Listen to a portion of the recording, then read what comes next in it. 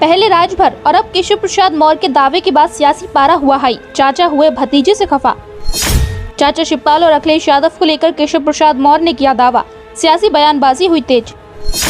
चाचा भतीजे में छिड़ी जंग। केशव प्रसाद मौर्य ने किया दावा। चाचा भतीजे के बीच दूरियों की खबरों पर केशव के दावे ने बरपा दिया हंगामा।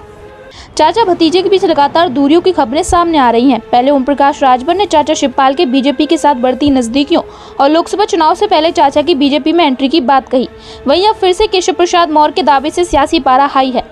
उत्तर प्रदेश के उप मुख्यमंत्री केशव प्रसाद मौर्य ने एक बार फिर से समाजवादी पार्टी पर निशाना साधा है। उन्होंने समाजवादी पार्टी राष्ट्रीय अध्यक्ष अखिलेश यादव और चाचा शिवपाल के संबंधों पर निशाना साधते हुए कहा कि चाचा और भतीजे के बीच एक बार फिर से शीत युद्ध छिड़ गया है। उन्होंने ये बात सुभाषपा प्रमुख ओम प्रकाश राजभर की ओर से दिए गए शिवपाल यादव के बीजेपी में शामिल होने के दावे पर कही। दरअसल 2024 के लोकसभा चुनाव से पहले शिवपाल सिंह यादव को भारतीय जनता पार्टी के साथ आने के कयास पर केशव प्रसाद मौर्य ने कहा कि बीजेपी अभी सिर्फ अपने गठबंधन मित्रों पर ध्यान दे रही है। हमारा पूरा ध्यान उत्तर प्रदेश की 80 लोकसभा सीटें जीतने की ओर है।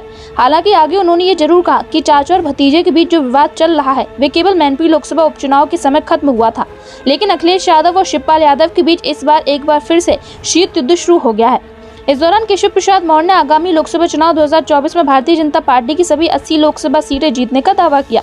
उन्होंने कहा कि 80 लोकसभा सीट जीतने के साथ ही लगातार तीसरी बार नरेंद्र मोदी देश के प्रधानमंत्री बनने जा रहे हैं। उन्होंने बड़ा दावा करते हुए कहा कि सपा बसपा और कांग्रेस चाहे जो भी गठबंधन या ठगबंधन कर लें, प्रदेश में उनका खाता नहीं खुलने वाला। उनका कहना है कि देश की जनता ने पीएम मोदी के आह्वान पर भ्रष्टाचार, परिवारवाद, गरीबी और तुष्टीकरण के खिलाफ जंग छेड़ रखी है। चाहे चंद्रमा पर चंद्रयान 3 भेजने की बात हो या फिर आदित्य L1 की लॉन्चिंग हो, आज हमारा देश प्रगति के नए मुकाम पर पहुंच गया है।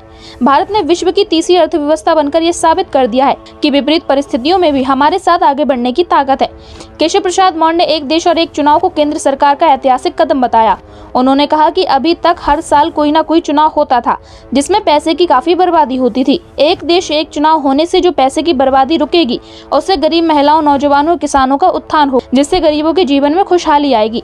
उन्होंने कहा कि किसी भी राजनीतिक दल के नेता को अगर कोई भी सुझाव देना है तो वे इसके लिए पूर्व राष्ट्रपति रामनाथ कोविंद की अध्यक्षता में बनी कमेटी को अपना सुझाव दे सकती है। उस पर संसद में विशेष सत्र पर विचार होगा।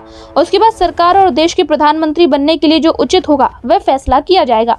बहरहाल केशव प्रसाद मौर्य के अखिलेश यादव और चाचा शिवपाल के बीच के संबंधों में आ रही दूरियों के बीच के इस दावे के बाद सियासी हंगामा देखने को मिल रहा है। अब देखना यह होगा कि क्या केशव प्रसाद मौर्य और ओम प्रकाश राजभर का दावा सही साबित होता है या नहीं।